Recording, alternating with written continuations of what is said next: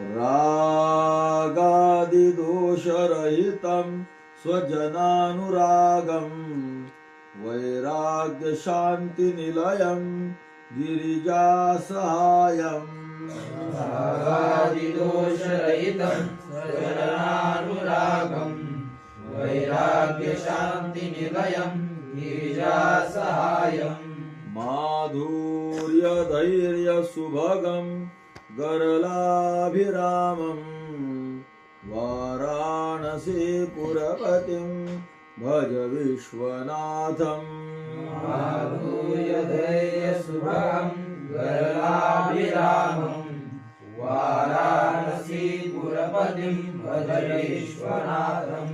अन्वय सरळ आहे आपला आणि पदच्छेद पण सरळच आहे. अर्थ बघूया डायरेक्ट.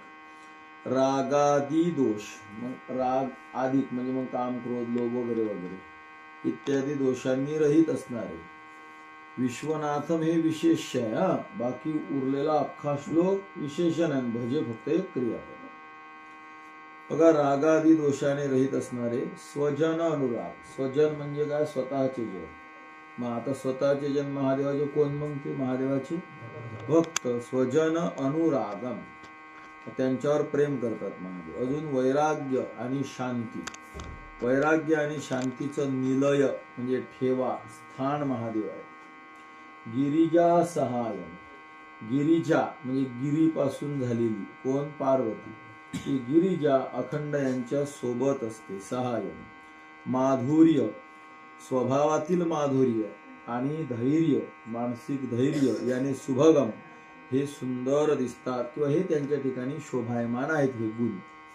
आणि गरल म्हणजे विष, आणि त्या विषाने अभिराम चिन्हित होऊन सुशोभित झालेला आहे ज्यांचा गळा, असे वाराणसी पुरपती, वाराणसी क्षेत्राचे पती स्वामी असणारे महादेव विश्वनाथ, त्यांना भजे, त्यांचं मी भजन करतो, त्यांची मी सेवा करतो. जय श्री.